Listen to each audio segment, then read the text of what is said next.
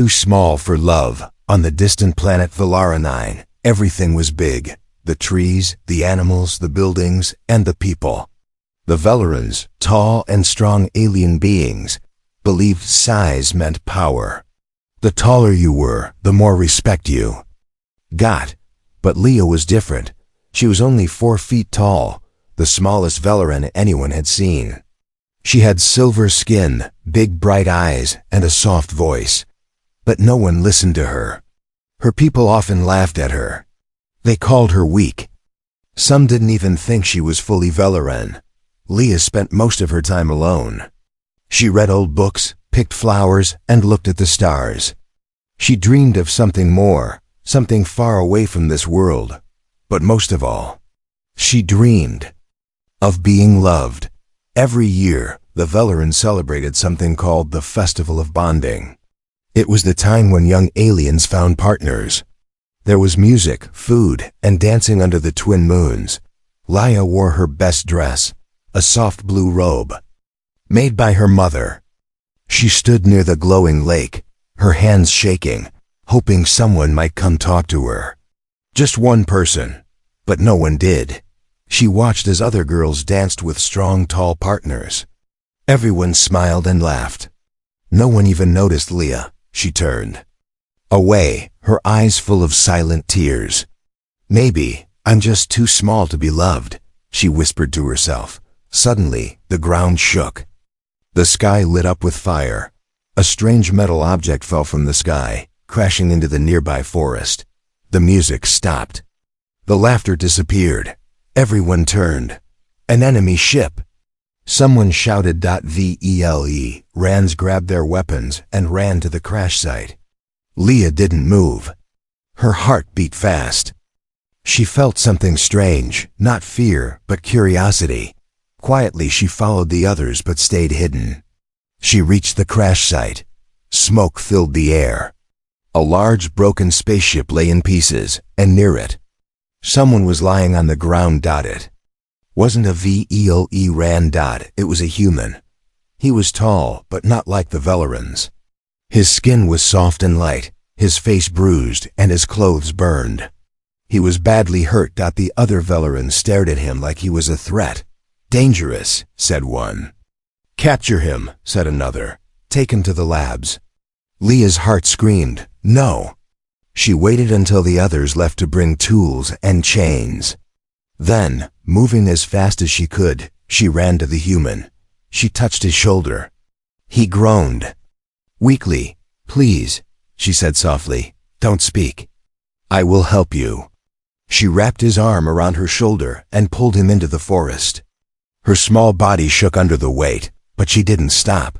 She took him to an old cave she used to visit as a child. It was hidden and safe. Hours passed. The human slept, breathing slow and heavy. Leah gave him water and cleaned his wounds. She didn't know why she was doing this. She just felt she had to. When he finally opened his eyes, he looked confused. Stared at her for a long time. Then, in a weak voice, he said, "Are you my angel?" Leah blinked. No one had ever called her that.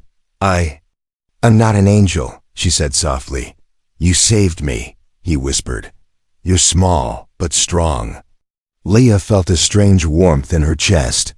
For the first time, someone saw her, not as weak, not as a joke, but as someone brave. The human smiled. "I'm Jake," he said. "I'm Leah."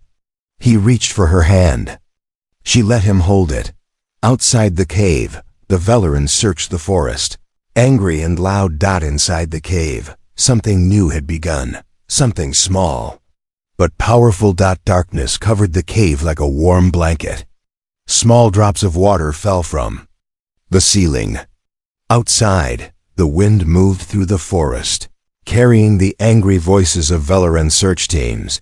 But inside the cave, there was only silence, and the sound of 2 different hearts beating softly in the dark. Leah sat near Jake, watching him sleep. His chest moved slowly up and down. His human body was weaker than she expected. He looked fragile, breakable. But when he opened his eyes, She saw something stronger than any muscle, kindness. Jake tried to sit up. How long was I out? 2 full cycles, Leah said. About a day. He looked around. This is not a prison. No, she said gently. This is my hiding place. No one comes here. I used to come here as a child when I felt small. Jake gave a weak smile. Still do? She looked away, embarrassed. Sometimes. He noticed the way her hands trembled when she gave him water. Not from fear, from caring. You saved me. Why? He asked. Leah thought for a long moment. Because you were alone, like me. Silence, but it wasn't an empty silence. It felt full, like something important was growing between them. Meanwhile, outside, the Velaran guards searched the forest. They had machines that could smell human DNA. Drones circled the trees. They weren't just looking to capture Jake anymore. They wanted to make an example of him. The little one must have helped, said one guard. She always had soft thoughts. Another replied coldly, she has no value. If she interferes, she will be punished too. Back in the cave, Jake tried to move his injured leg. Pain shot through him. Leah quickly stopped him. You must rest. You're not ready, Jake smiled again. You care too much. No, she paused. I've never met anyone who didn't laugh at me. But you didn't. Jake looked at her with soft eyes. Where I come from, being small doesn't mean you're less. Sometimes, the smallest heart carries the biggest light. Leah's eyes widened. No one had ever spoken to her like that.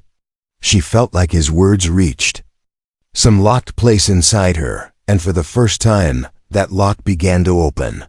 Later that night, Leah stepped outside the cave to collect some food roots and healing leaves. The forest was quiet, too quiet. Suddenly, she heard a buzzing sound above. A drone. She froze.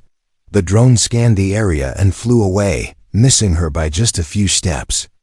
Ran back to the cave, her small feet fast and silent. They're close, she said, breathless. We have to be careful. Jake looked at her, serious now. You're risking everything for me. She nodded. I know. Why? Leah's voice shook. Because. For the first time in my life, someone saw me, not my size. Not my weakness. Just me. Jake reached out and gently touched her hand. His skin was warm. Then we're not just hiding from them, he said. We're hiding for each other. In the deep of the cave. Later, Leah brought a small glowing crystal from a pouch. She placed it on the cave wall. A soft blue light filled the space. It revealed ancient paintings she had drawn as a child, stars, planets, and 2 figures holding hands. Jake smiled. Did you draw these? Yes, when I was little, I used to dream of a friend.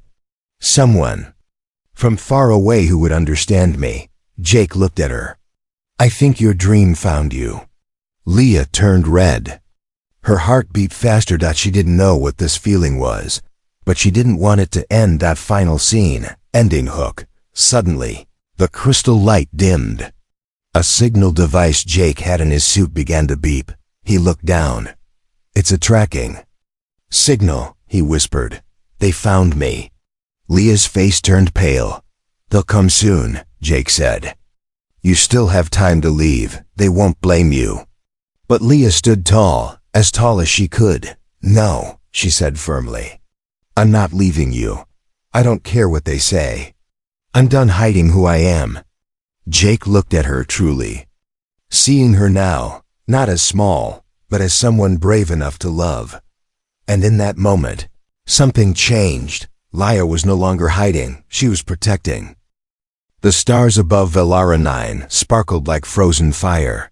The forest slept under a purple sky, but inside the cave, 2 souls were very much awake. Jake sat by the fire, his leg still injured, his face marked by days of pain and hiding. But his eyes? They were focused on her, Leah, the alien girl who was barely 4 feet tall but somehow carried the weight of 2 lives on her small shoulders.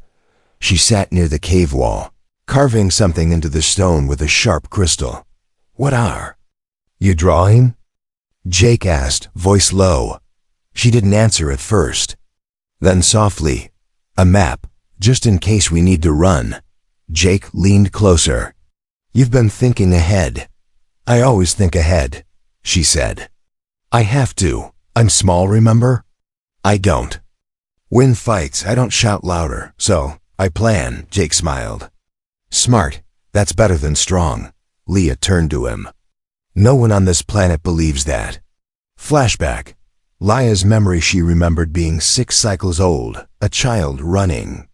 In the training hall, she wanted to join the Star Scouts. When it was her turn to lift the test stone, others laughed. It was bigger than her whole body. She had tried. The stone didn't move. She heard the laughs. She should stay with the farmers. Maybe she's half flower. Even the teacher had smiled politely and said, "Maybe next year, little one." That night, she had cried under the stars, but she never stopped trying. Back in the cave, Jake looked at her hands, scratched, bruised, tired. "You do so much," he said. "For someone who's always been left behind." Leah blinked. "Why? Do you care so much?" Jake paused. "Because when my ship crashed, I thought I was going to die. I thought I'd be alone, far from home. But then you, this tiny stranger, carried me, fed me, risked everything for me." He leaned forward, his voice softer now. "You saved my body, but more than that. You made me feel alive again." Leah looked away, embarrassed. But inside, something warm bloomed, like a sun, rising in a place where it had never shone before. A sudden shift. A loud crack echoed from the forest. They both froze. Jake reached for a rock. Leah held her breath. Then, silence again. She stood, slowly moving toward the cave entrance. She saw nothing, but she could feel the danger. She whispered, "We don't have much time. My people will search here soon." Jake nodded. "Then we move." Leah shook her head. "Not yet. You're still too weak. One more cycle, maybe 2. Jake frowned. "If they find us, they won't," she said. "Because I know this place better than they ever will." Jake stared at her. Her voice, though quiet, now held confidence. Not loud. Not proud. Just sure. He realized she wasn't afraid anymore, and maybe she never was. That night they sat near the fire again. Jake asked, "Tell me something no one knows." Leah thought. "Sometimes," she said, "I imagine I have wings. Not big ones. Just enough to lift me off the ground, take me to the stars. I'd fly above all of this. And I'd never feel small again." Jake was silent. Then he whispered, "You don't need wings. You already carry more than most people ever could." Leah laughed softly. "You say strange things. I'm human. We're full of strange." She looked at him. "I like strange." Jake smiled. "Me too." Quiet moments, loud hearts. The cave was dark, but not cold. The fire crackled. The stars outside blinked, as if watching. Jake fell asleep first, breathing calm and deep. Leah stayed. Awake. She watched him for a while. Then she whispered to the dark, not knowing if he could hear, "I don't care if I'm small. Not anymore. You see me. That's enough." Outside, the forest was silent. But far away, in the hills, a sensor tower lit up. A red light blinked once. Then again, the humans were coming. But so were the VELE and the girl with the smallest hands was about to carry the fate of 2 worlds in them. The forest no longer felt peaceful. What was once a soft, singing place full of glowing leaves and whispering winds now felt tight, like it was holding its breath. Leah felt it too. She stood at the cave entrance, eyes scanning the trees. Her heart beat quietly but firmly, like a steady drum in the middle of a storm. Behind her, Jake was sleeping, though uneasily. His leg had improved, but he still walked with pain. Every night, she cleaned. his wounds. Every morning, he tried to smile through the ache, but today, Leah didn't smile back. Something was wrong. She could feel it in the air, a weight, a shadow. Then she heard it. A click, a hum, a distant metal sound. She knew that sound. A Velaran. Hunter droned out the warning. Leah rushed back into the cave. "Jake," she whispered urgently, "wake up." He opened his eyes, confused. "What's wrong?" "They're here." "Or close." Jake sat up quickly, face tense. "How much time?" "Not enough," she said. Jake tried to stand, wobbling slightly. Leah helped him. He looked at her, saw the worry in her eyes, and something else. Fire. She wasn't the same girl he first met. She didn't look afraid. She looked ready. Plan in the shadows. Leah unrolled a hidden path map she had drawn days earlier. "There's a narrow pass between the cliffs," she said. "It's dangerous, slippery, sharp rocks. One wrong step and you fall." Jake raised an eyebrow. "Sounds perfect." Leah smiled slightly. "Exactly." They packed quickly. Leah took only what mattered: food roots, a healing pouch, and the blue crystal that once lit their cave. She hesitated before leaving. This cave had been more than shelter. It had been a place of quiet dreams, growing courage, and soft beginnings. But now, it was time to move. The chase begins. As they stepped into the forest, the night sensors of the Velaran drones came to life. A red beam scanned the trees behind them. Too late. The drones found the cave empty now and alerted the hunters. "They were here," growled one guard. "And close." Leah and Jake run. They moved fast but careful. Jake leaned on a walking stick Leah had made. The forest floor was rough, and the trees seemed to close in tighter with every step. "I'm slowing you down," Jake said, breathless. "You're alive." "That's all that matters," she replied. He looked at her. "You sound like a leader." "I was always one," she said quietly. No one ever noticed. Cliffside risk. After an hour, they reached the pass. Sharp stones lined the path like broken teeth. A deep drop waited on one side, and only a thin ledge led across the cliff. Leah stepped forward. "I'll go first." Jake grabbed her hand gently. "Are you sure?" She nodded.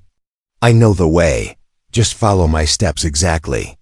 One step, then another. The wind pushed. The rocks slid a little, but Leah didn't look down. She only looked ahead, because Jake was behind her, and that meant she couldn't fall. The drone appears halfway across. A buzzing filled the air. A drone hovered nearby. Red light flashed.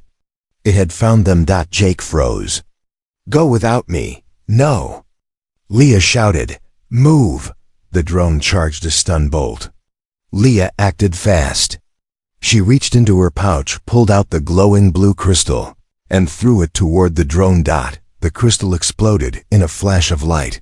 The drone crashed into the cliff wall. Burning. Jake looked at her amazed. "You just took down a drone." "I'm full of surprises," she said. Panting, they kept moving. Shelter in the hills by sunrise. They reached a hidden hill cave. Jake collapsed, exhausted.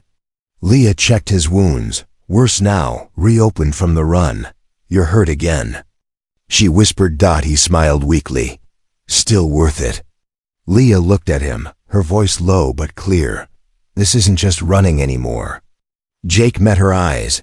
"No, it's becoming something else." "A fight," she said. "For something bigger than us, for freedom?" Jake asked. Leah shook her head. "For the right to be seen, even when you're small." Final scene, rising tension far away. A tall Velaran commander stood before a glowing screen.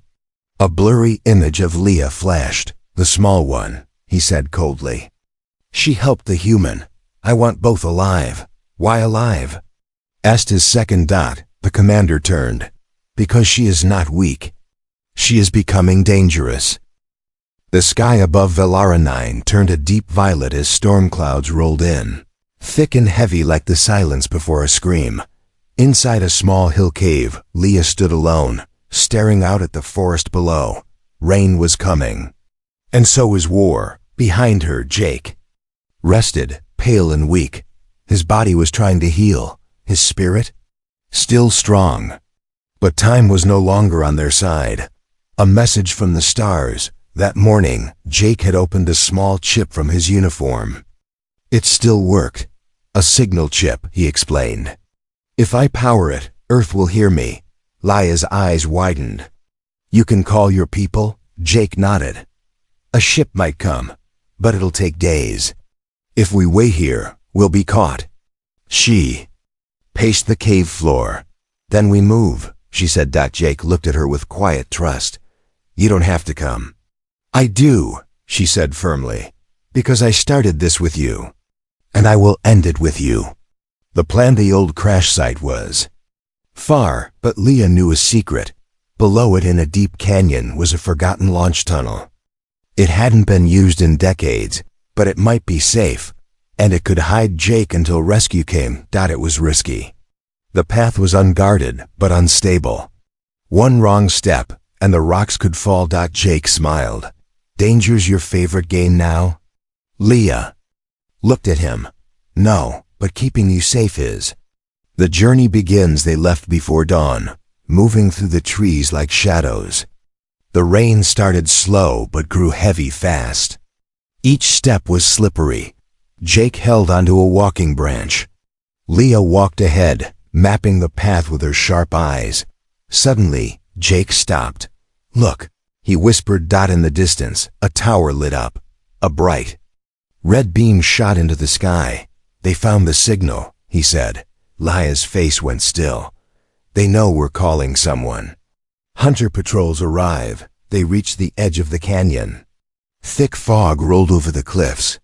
Below them was the broken crash site, silent, black and half buried in ash. Near it, 3 Velaran patrol ships hovered.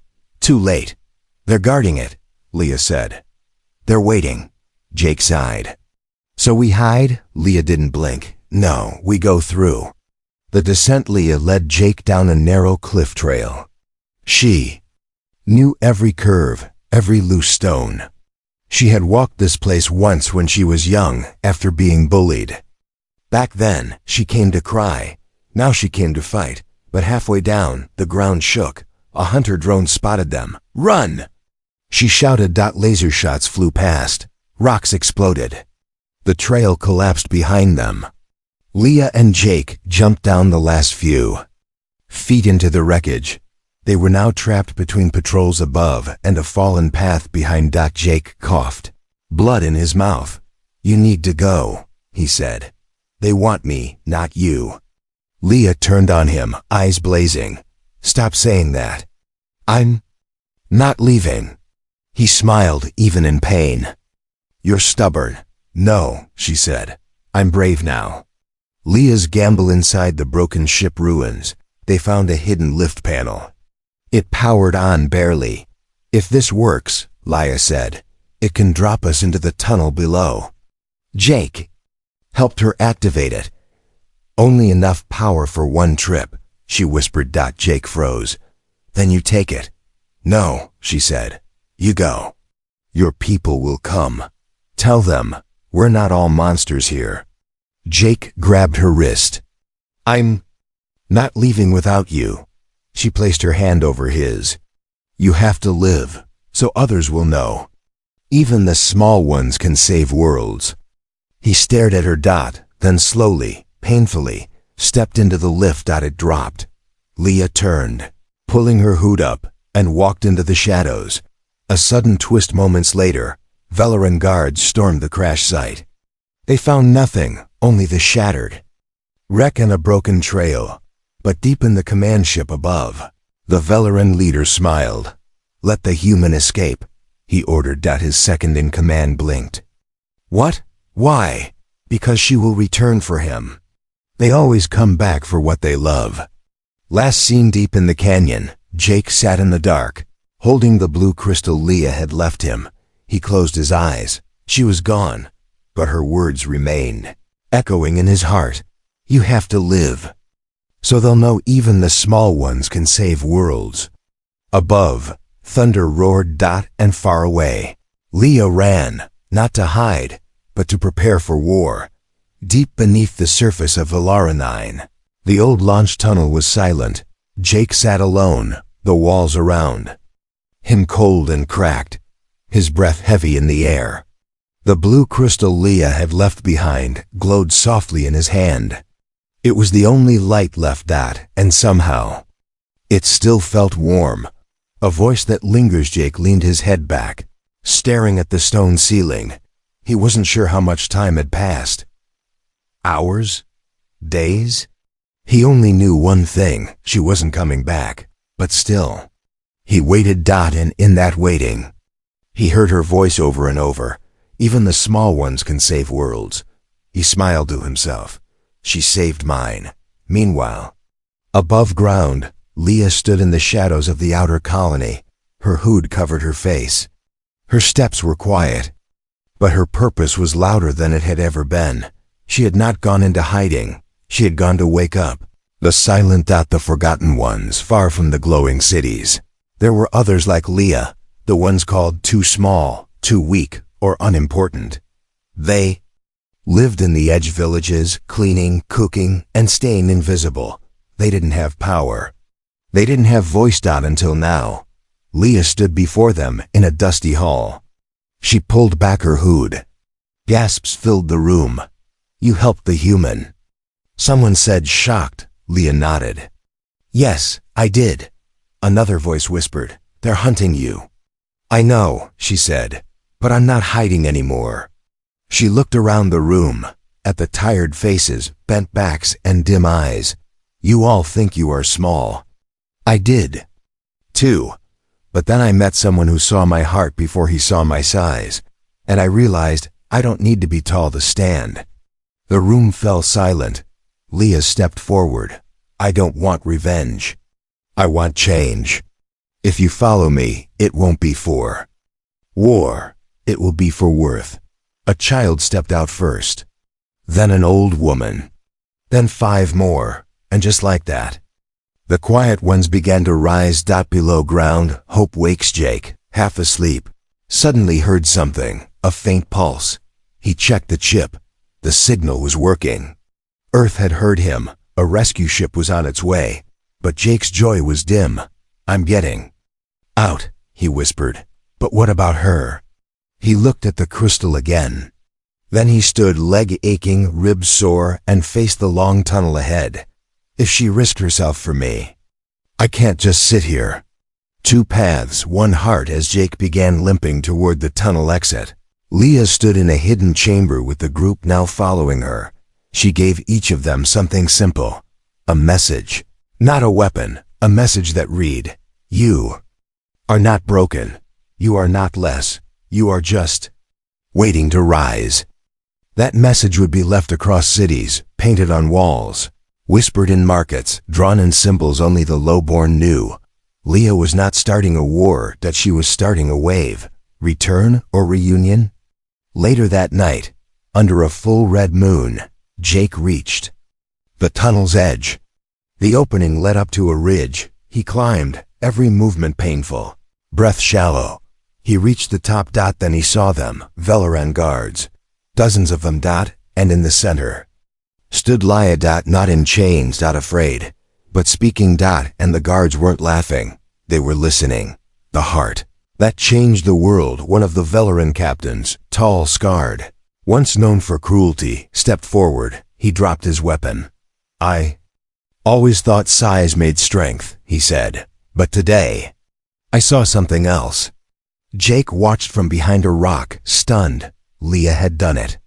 Not with power, not with violence. But with something bigger. Her heart. Final scene as dawn broke. The rescue ship landed behind the ridge. A blue beam scanned the area. Jake stepped forward. A guard blocked his path, then stepped aside. You're the one she saved, he said simply. You should stand beside her now. Jake walked toward Leah. She turned, surprised. A tear formed in her eye. I told you to stay hidden, she whispered. Jake smiled. I waited, but then I remembered. You don't hide. Not anymore. They stood side by side, not as alien and human, but as equals. As proof that even the smallest heart can echo across planets. The skies over Valara 9 shimmered with soft silver light as the Earth rescue ship lifted into orbit. But on the planet below, something much greater had risen, not a machine, not a flag, but a story of a girl who was once ignored, once laughed at, once told she was too small to matter. And now, her name echoed not in fear, not in war, but in hope. Her name was Leia. The farewell on a quiet morning, the ship's platform glowed with blue energy. Jake stood near the ramp, a pack on his shoulder and a goodbye on his lips. Leia stood in front of him, eyes steady but heavy. You should go, she said softly. Your world is waiting. Jake looked at her. But my heart's staying. Leia smiled. You have to tell them what you saw here. Not just about me, but about all of us. Jake nodded. I will, and I'll come back, not as a stranger, but as someone who remembers your name every day. He reached into his pocket and handed her a small metal pin, Earth's symbol of peace, for when you feel small again, he said. She closed her hand around it. I don't feel small anymore, she replied. I feel seen. They didn't hug. They didn't cry. They didn't need to, because some connections go beyond touch. The star within, as Jake's ship vanished into the stars, Leia walked alone to the edge of a cliff. She looked up at the vast sky, where endless galaxies burned like dreams. For most of her life, she had looked up and wondered if someone out there would see her. Now she understood. Something new. She didn't need to wait to be seen. She had become a light herself. A voice whispered behind her. You don't need wings to fly, Leia. She turned. It was the old Velaran captain, the one who once hunted her. Now, he stood without a weapon, without armor. You lit something in all of us, he said. Something we forgot we had. Leia looked at him. It was always there. I just reminded you. He bowed. Not to her power. But to her heart. Legacy in motion months past. The message Leia had started, even the small ones can save worlds, began appearing across outposts, planets, and human colonies. Children wore it on shirts. Scientists quoted it in speeches. Pilots painted it on their ships. She never asked for attention, but her story traveled faster than any ship ever could. Back on Valara 9, Leia became a quiet leader. Not a ruler, not a warrior, but a builder of bridges between people who once turned away from each other. She led gatherings, taught young minds, and helped plant a new forest where the crash had once scarred the land. And every night, she would sit beneath the stars, hold the peace pin Jake gave her, and whisper, this heart may be small, but it burns like a star. Final scene, across the stars in a human classroom on Earth. A child raised her hand. Teacher, is it true? About the small alien girl who saved the soldier? The teacher smiled. Yes, her name was Leia. She changed 2 worlds. And she never fired a single shot. Another child asked, was she a queen? No, the teacher said. She was something rarer. The students waited. The teacher continued. She was kind and brave. And when the world told her she was too small, she didn't grow taller. She made the world kneel lower to see the size of her heart.